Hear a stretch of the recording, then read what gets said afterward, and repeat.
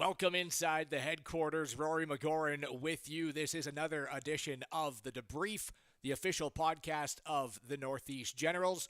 And we have now reached the part of the season where 8 games remain for the Generals. 4 on the road, 4 at home. Still in 4th place in the East Division following a weekend split that was against the second place Rochester Jr. Americans. So a great show lined up. We'll recap that series against the Americans. We'll be joined by returning Generals forward and former East Division Rookie of the Year last season, Rucireto will be on the show.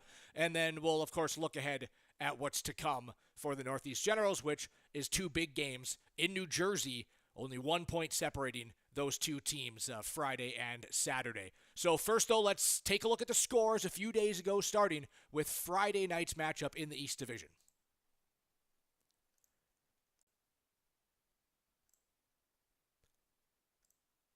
All right, so Friday, it was the Northeast Generals, a 4-0 dominating performance over the Rochester Jr. Americans. We'll talk a little bit more in-depth of those 2 games between the Gens and the Americans. The Elmira Aviators, a 5-4 victory. They helped out the Gens a bit over the New Jersey Titans. Maryland Black Bears 4-3 over the Philadelphia Rebels. And then probably the biggest upset of the weekend was the last place, at the time, New Hampshire Mountain Kings, taking down the 3rd place Maine Nordiques 4-3 the final on Friday, and a huge game in Johnstown. It was the Danbury Hat-Tricks who held the last playoff spot in 6th place. Danbury, I believe, was 6 points, maybe 7 points behind them below the playoff line, but 2 points huge for Johnstown as they defeat the Danbury Junior Hat-Tricks 3-1 on Friday. By no means mathematically eliminated at all are the Tomahawks, and a huge win there on Friday. So we'll fade it, though,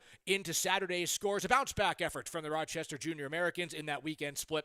4-2 was the final for Rochester. Another victory for the New Hampshire Mountain Kings, 5-3 this time against the Maine Nordiques. Jersey bounced back against Elmira 4-2. Johnstown, though, a 4-3 victory. 2 more huge points and closer to that final playoff spot.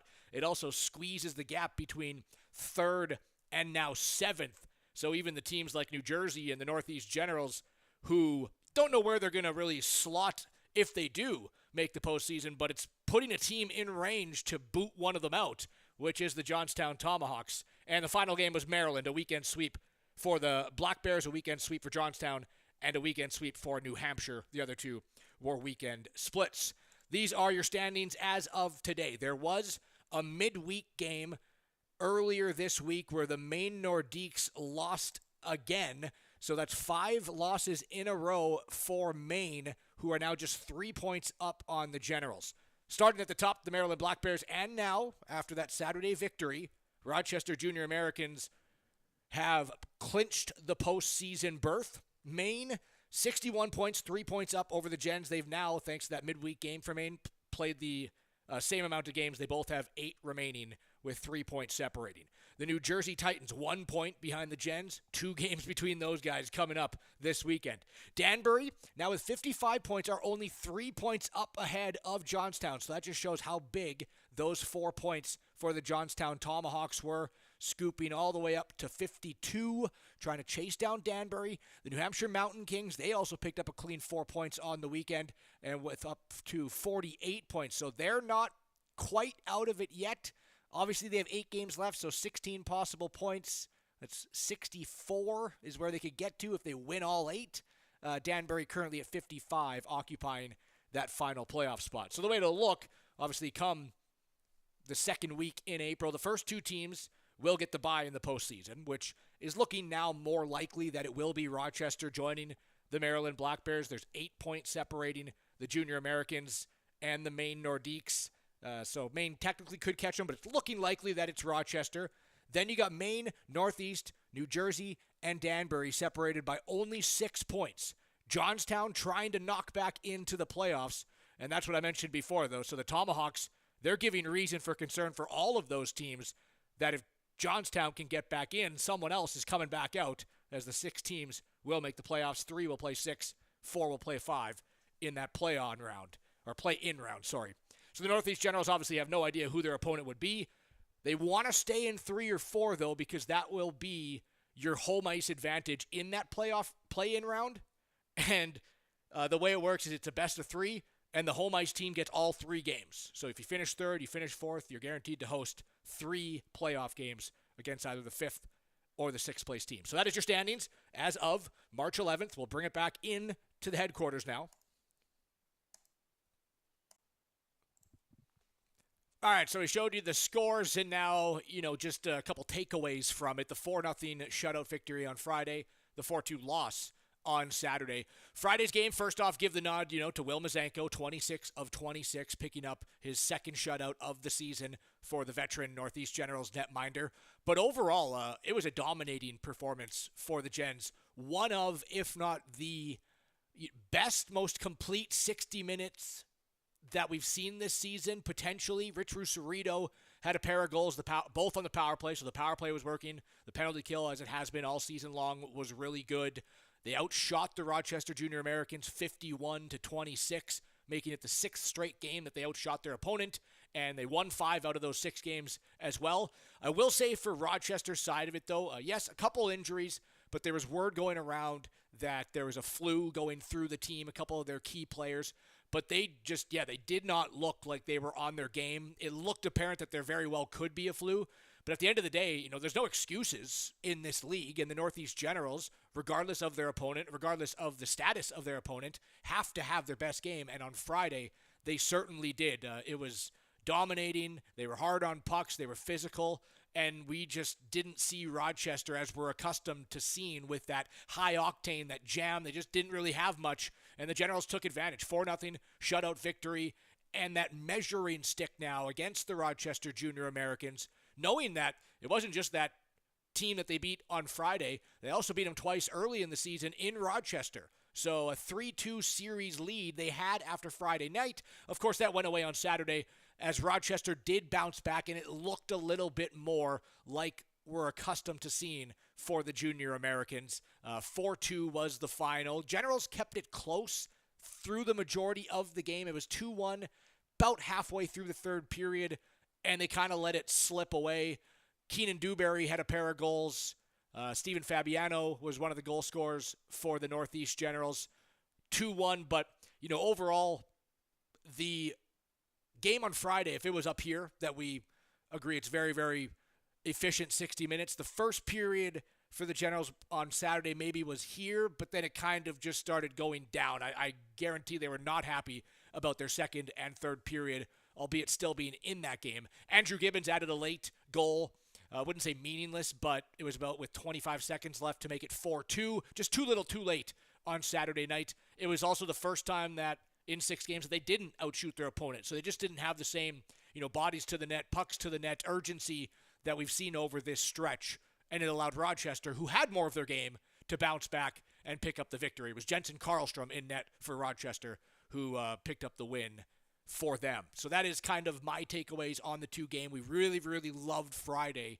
Would love to see more of that. Was probably their best, most complete game, if not top 3 of the season. Saturday, there was some work to be done as it all kind of just trailed in a direction that you don't want it to trail with a close game going into the 3rd period. But a good measuring stick for sure, and a 3-3 season split over the 2nd best team in the East Division gives you that belief and locker room presence that you're just as good as them as well if you meet in the postseason, which very well could happen. So those are the takeaways of the weekend games. A 4-0 win on Friday, a 4-2 loss on Saturday, and now let's take a look at the highlights.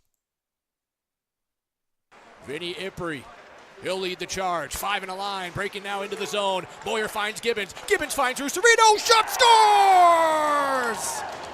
Rich Rucireto. Americans. Rich Rucireto finds Moyer. Pushed away by Dewberry, trying to get it back. Walking into it is Savalio. Rebound, scores! Logan pulling into the corner against Gravina. Poked up along the wall, Dewberry wrestling with Gibbons. Gens will win it. Ipri, Rucireto, one-timer, scores! Knock it out in midair. Falls onto the stick of Logan. Kipe almost has a bit of a stumble. Recovers. On the boards for Dewberry. That one's picked off. Bartkowski in front for Hudloff. Backdoor. Bartkowski scores!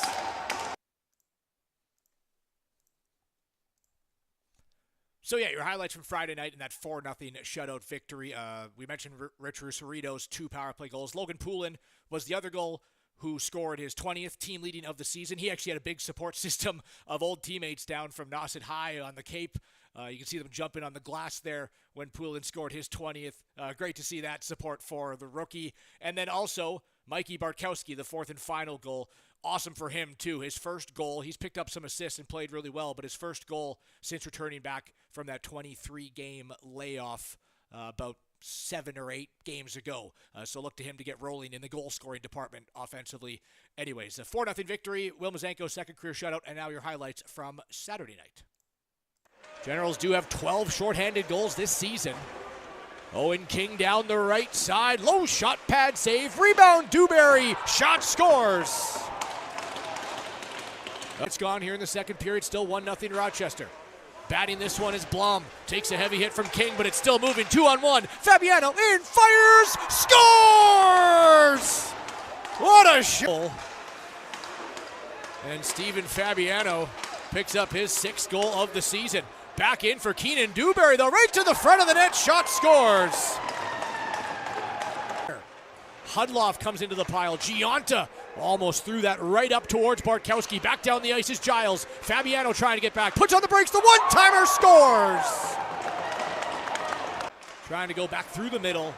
Through Rucireto. Beautiful hit there by Jack Montaldo, knocking down his man, but it's a 2-on-1 for Bellinger. He's around the defense. He shoots and scores. Rochester looks like they're going to even this season series up at 3 games apiece. Hinchliff will come in. Great pass to Gibbons in the slot. He shoots. He scores. Andrew Gibbons will come. So Rochester bounced back with the 4-2 victory on Saturday night. And you saw Steven Fabiano's goal. But the Generals really only had the game tied for, I think it was 7 minutes or so throughout the whole 60. 7 minutes in the start of the game when it was 0-0. Fabiano tied at 1-1, and then it was about 30 seconds later, Keenan Dewberry with that 2-1 go-ahead goal. So the Generals just really, not the performance that they wanted. It wasn't the worst game we've seen all year, but Rochester had more of their game back, and the Generals didn't over the course of 60. So those are your highlights from the weekend. In the weekend split, the Gens do stay in 4th place, though, with that 2 points. Jersey only got 2 as well, and now just 1 point separating those 2 teams. And to talk about last weekend, talk about the season he's had so far since returning, and then what's ahead for him and the team as well is Rich Rucireto. Rory McGorn, now pleased to welcome in Northeast Generals veteran forward Rich Rucireto. Rich, obviously really happy to have you back with the team. But first off, just how you doing? How's it been? Yeah, good. Very excited to be back. Good to see the boys again, the boys from last year, and meet the new kids as well. I'm having a really good time. Good to be back. First off, we just broke it down in the original segment. Just the weekend series with Rochester. Really good performance on Friday in the 4-0 shutout victory. Rochester seemed to find a little bit more of their groove on Saturday, but since you were on the ice in both those games, I just want to kind of get your opinion and takeaway on the weekend split. Yeah, I thought we did a good job in the first game. Obviously, second game wasn't what we were looking for, but getting into good habits and going into the rest of the games coming up, especially this weekend, like 2 big games that we got to win. Getting into different spots for the playoffs, looking to jump ahead in the standings. But first game was good. Yeah, I thought me and my line have been playing really well and just working together and keep putting points up for the boys, whatever Brian needs us to do, and Daryl, we're going to do it. So, yeah. Was it a good measuring stick? Even though you won the first, lost the second, you kind of get that bitter taste rather than, the opposite way around or winning both. But do you still think you got a good measuring stick against, the second place team right now in the East? Yeah, I think like we won the first game. I thought we dominated. I thought we dominated both games, but it kind of just puts it into perspective that we can beat anybody in the East. I think we put ourselves in good spots to like score goals and just keep dominating the game whenever we get the chance to. So I think even though we split, I thought like we had 2 good games and just got to keep building from them. 12 games since you came back to the team that you were the East Division Rookie of the Year, led the team in points last year. I just kind of want to know kind of what went into that decision. Obviously, you're closer to home, which must be nice. The team's playing good, but just kind of your final thoughts on, you know what, I'm gonna go back to the Generals and we're gonna try to win this thing. Yeah, I had a good year last year, and obviously spoke to Brian, and he kind of encouraged me to like move on, try to go to a different league, and get more opportunity to play somewhere else, which is what I did. And I don't want to say it didn't work out for me because I mean everything happens for a reason. Mm-hmm. I like to believe. I like to put it all in God's hands. So his journey, that's the one I'm on, and kind of just led me back here. And I'm excited to be back. I'm trying to put it all in the past of what happened, but I think it made me a better man, better player. So yeah. Well, and it often is always about that journey and not just trying to get to the destination as fast as you can. So, how fun you mentioned it's been great, but last year the team was out of the playoffs, probably by now already mathematically eliminated. And Cranbrook, is a bit of a struggling team as well. How fun has it been? You got 8 games left, and these are playoff like games right now. Yeah. Yeah, it's good to play meaningful games. I mean, last year wasn't what we wanted to do. And I mean, it was kind of at this point of the year, like more finding myself and getting my confidence up. But now, like, we have a team that could definitely make a run in the playoffs, and really great group of guys. So, just for me, playing more meaningful hockey, especially in my last year of juniors, it's like one of the things I was looking forward to, especially coming back here. So, yeah, I'm excited. Are you a type of player that relishes and just likes that added pressure before you step onto the ice, knowing these games? You're going up against Jersey this weekend, team that's only 1 point behind you, right? Do you kind of feed off that? Yeah, of course. That's just how I was raised, and like I love being in those high pressure situations. It's where I feel like I thrive the most. I love to be the guy that my coaches want to go to in those situations too. So yeah, I pride myself in being like a guy that will be able to perform in those types of situations. Yeah.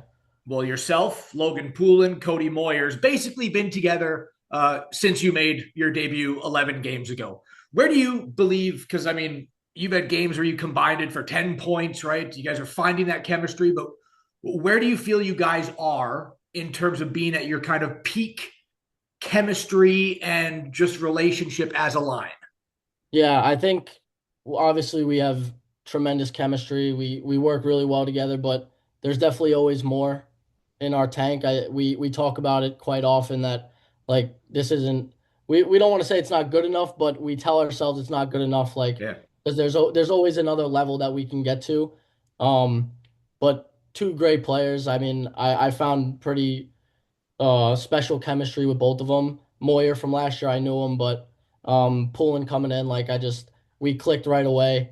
Both great players, like we feed off each other very well, and just positive energy on the bench, and they make it really easy for me, especially coming back here and hopping right in. So yeah, but definitely not at our peak. Obviously, always more to go, but I think we're doing pretty well together, I would say. And in this weekend set against New Jersey, Brian will make his return from suspension. But just a good job done by Daryl Locke and Aaron Murray as well to kind of take over the reins and make sure that this team still stayed focused and dialed in throughout these playoff like games. Just your thoughts on kind of how everything was. I don't want to say handled, but just how professional it's been and how great the job those two have done.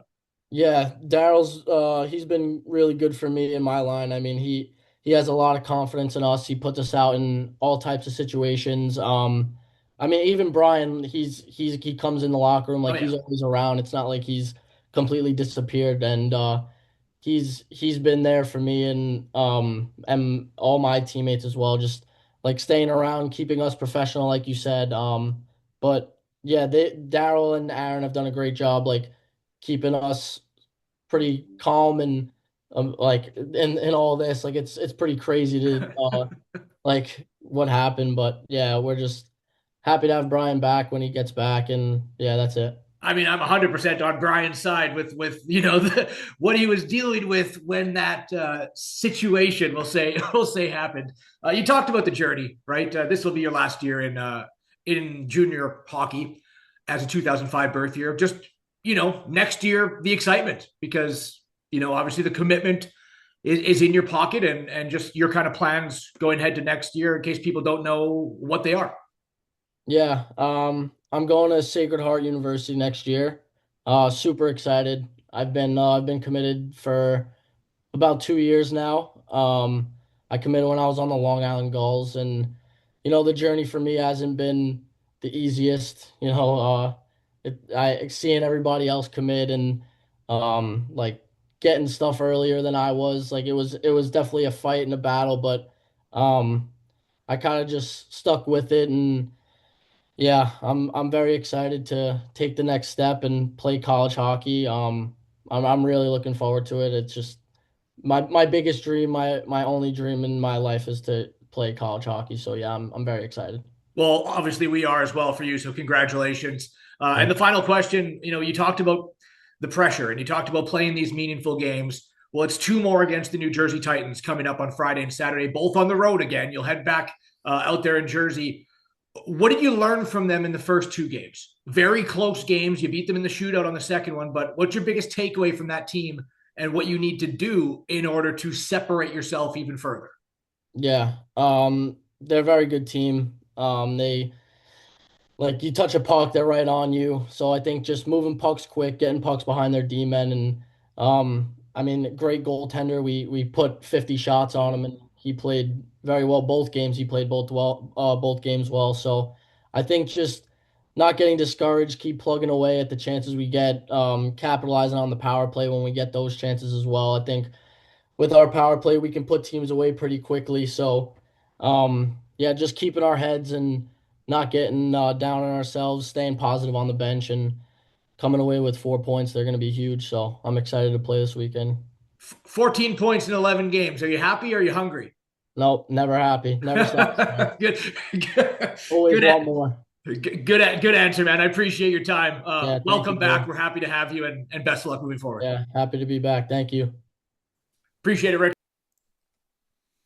Okay, so big thanks to Rich Rucireto for joining us. Obviously, congratulations on the commitment, which he's had for some time as well, but did want to ask him about it going to Sacred Heart in NCAA Division One, and now 14 points in 12 games since returning back to the team where he was the East Division Rookie of the Year last year, and good answer at the end. Are you happy or are you hungry? He's not happy yet. There's still work to be done. And speaking of that work, let's take a look at the upcoming games for the Generals as we wrap up the show, as always, with what's ahead. They will play their remaining 4 road games all in a row now.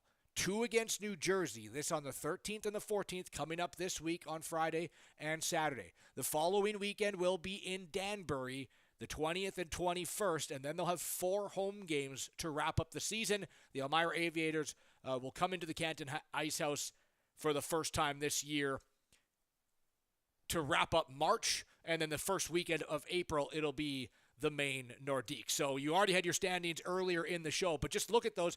At least 3 of the weekend sets that the Generals have, they're in playoffs right now in terms of what they're going to need in effort and just the intensity of these games. 2 against New Jersey. And you got to try and find a little bit of a buffer zone because Johnstown, who you have no more games remaining, so you can't control anything with them, they're going to push down the stretch. So you don't want to fall closer to the Tomahawks. But the next 2 weekends, 2 against the New Jersey Titans, 1 point separates, and 2 against Danbury, 3 points separate the Generals and the Danbury Hat-Tricks. Obviously, Johnstown in any of those games is probably just not hoping for 3-point nights, and they'd be rooting for the Generals to sweep not only New Jersey, but especially Danbury next weekend. Elmira now is last place in the East Division, but you can't sleep on them because those can easily be trap games for the Northeast Generals that will wrap up March. But we will obviously have the call in New Jersey for the next 2 games coming up this weekend. So that is going to do it for us this week on the Debrief. Big thanks to Rich Rucireto, and what a start he's having. Again, welcomed back with open arms, 14 points in 12 games. And the Northeast Generals, a weekend split, although they didn't like Saturday. It's a good measuring stick game against the second-place team and a 3-3 season series. Knowing that against the Rochester Jr. Americans, very high potential that you might have to go through them in the playoffs. 8 games remain in the regular season, and we will talk to you next week following the weekend in New Jersey right here on The Debrief.